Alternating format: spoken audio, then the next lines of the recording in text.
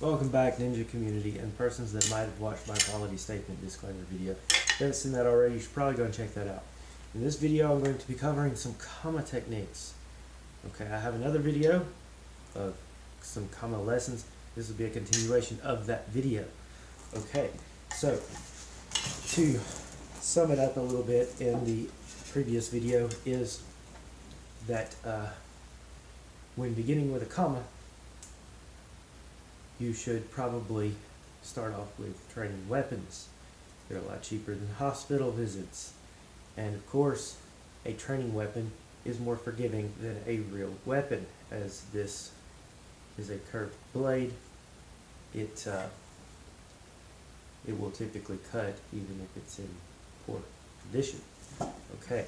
Also, starting with two weapons, it's important to learn how to use two weapons first, as you can get accustomed to utilizing two weapons without cutting yourself.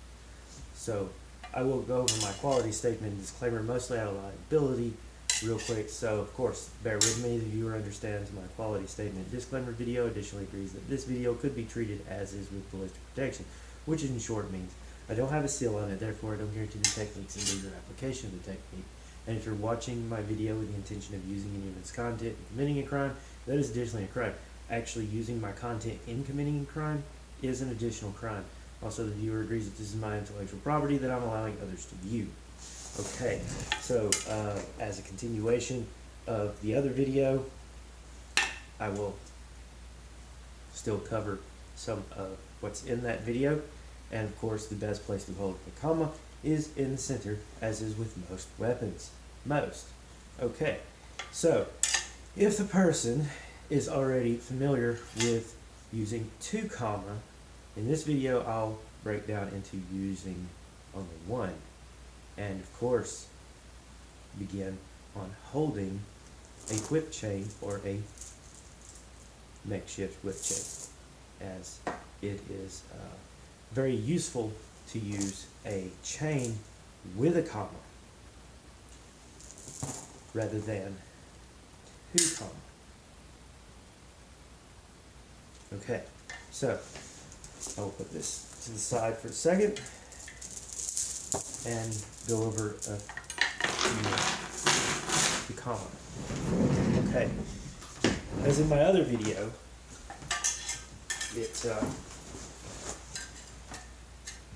I covered a technique here, right? I covered a technique here as the person gets used to moving without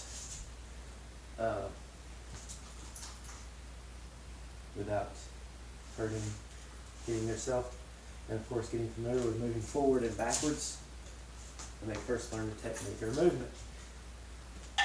Once someone has gotten familiar with the movements in my other videos, or my other video on comma, they should probably try to incorporate it into some sort of qaida in whatever form or art they practice, as if their footwork is solid, they can build on that, and beginning using comma, utilizing it in whichever qaida that someone is familiar with, just from simply holding it to doing strikes. And as it is important to begin training with two, right? So that the person does not hit theirself in the movements. Okay, so in this video I will cover utilizing it with just one. Okay, now someone should already be familiar with how the disarms are. Okay, I'm showing the comma.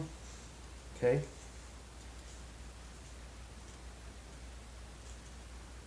and training to resist joint locks.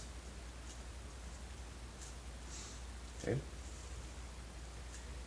Now, of course, the comma, much like a lot of the Japanese martial arts weapons, the comma was originally a farming tool typically used to cut down shafts of rice. Okay. So using it with just one, the difference you have in this one is in some situations it is better to have it extended. Okay? The same movements, or keeping the hand back here, is mostly to resist a disarm, as it is more important to keep your weapon out front. The rear guard hand is to resist a disarm or to resist a joint lock. Okay, and again, moving while striking or moving with a new technique, when someone begins to learn a new weapon. Now, with going to here, as it is probably more important when learning disarms, as I covered here, disarming techniques with a comma. And of course, the same is resisting the disarming techniques.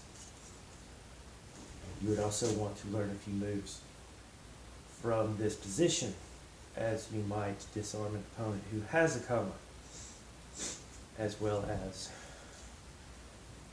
from here and here, so a good bit here. And when preventing a disarm is to here without cutting yourself. That is why it is important to begin with training weapons if you are not proficient with the weapon yet. Okay. So, techniques from this position is much like a Harenbot, as some people might call that particular knife a different term. It is mostly just striking from that position, and a missed strike hits as a cut. Okay. Or if you have disarmed your opponent from this position, from here is striking upwards. You can see this. And this would typically fall near the neck, coming upwards at the chin. Okay. All right, so you have just striking with it, as the basic strikes are similar to a Komaton, right? As a rim shot, as you can see in my other videos where I demonstrate a Komaton. From this position, however, is just simply you have a blade. So you would add these strikes. The hook shot from under the chin would be slightly different. Okay? And the hook shot here, or wrap, could catch at the jawline, or just at the neck. So, if you've watched the video so far, you should probably feel free to hit like, hard like a ninja, and subscribe to my YouTube channel to be alerted for when I do videos on YouTube. Don't forget to hit that bell. And let's see, with an improvised whip chain, check out my other video on chain. This gets into some, I would probably say this probably gets into a little bit advanced by mixing different weapons. Okay. So when you learn to mix weapons, different types of weapons, it is better to pick which hand is going to be using that type of weapon. Much like in, like, say, for instance, a HEMA art, even if someone is ambidextric, it is better to have an offhand weapon. It doesn't mean you have an offhand, but it's better to have an offhand weapon.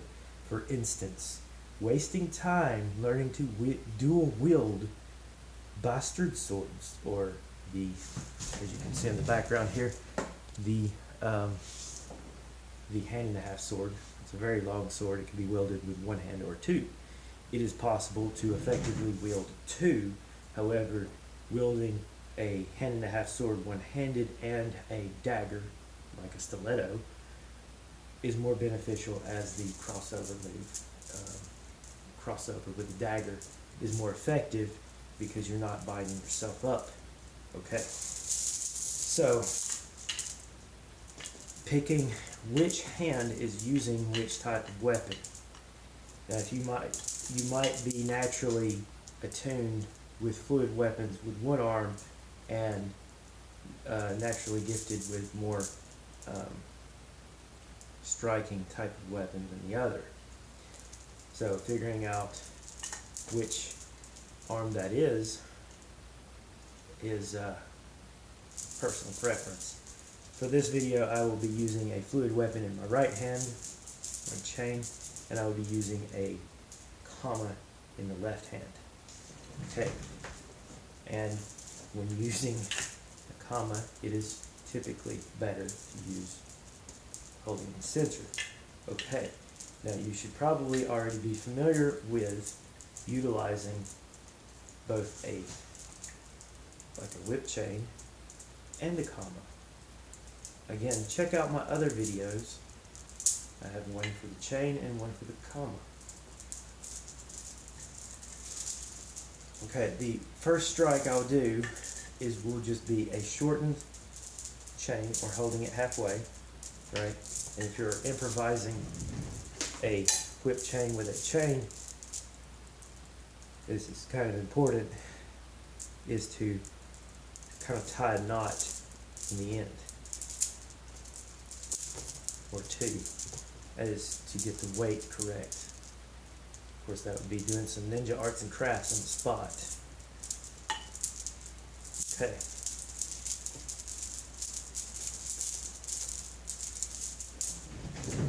So a basic strike with a whip chain and the comma is overhead strike here, right? Getting this part down. Overhead strike as you step.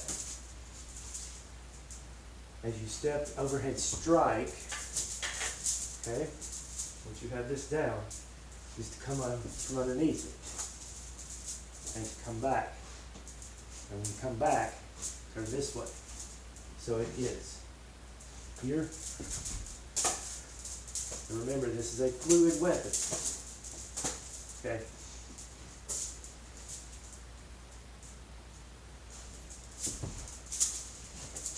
Okay. And the technique, you can do variations.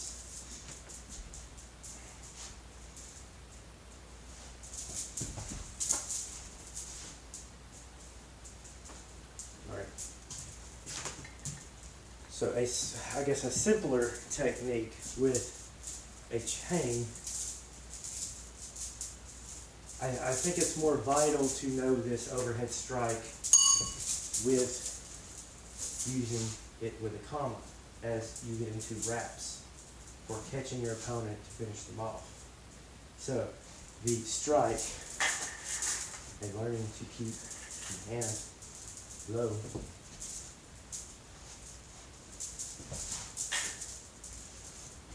And learning to use it,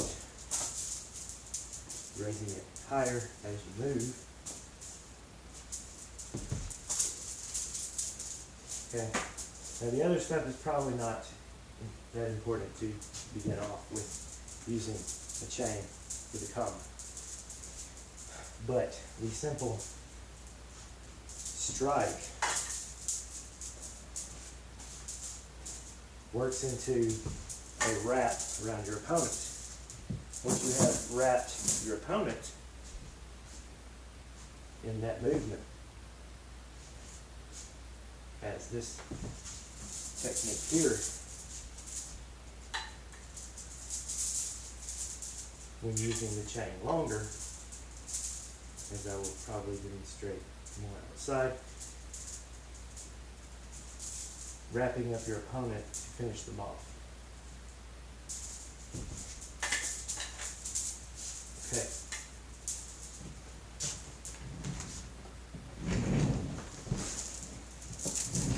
So, and getting into some more moves with the kama and loop chain. Now, this might be a bit surprising, is that the chain and the kama, dual wield, can be done at the same time.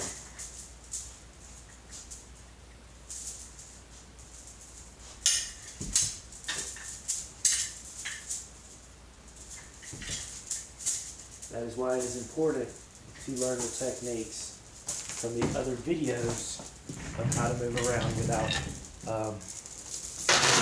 that is why it's important to watch the other video on how to move around without having the kama interfere with the person using it. Okay, so again, if you've watched the video, feel free to hit like hard like a ninja and subscribe to be alerted for when I do videos on YouTube. Comment on this video. Feel free to check out my other videos. Really, check out the other videos. Like, this is probably, should have probably done a little bit of prepping for this take, but I think I'll use it anyways. So, like, comment, subscribe, share, and you can find me on Facebook under my artist name or my Tent Ninja name, Melel, that's Meleo.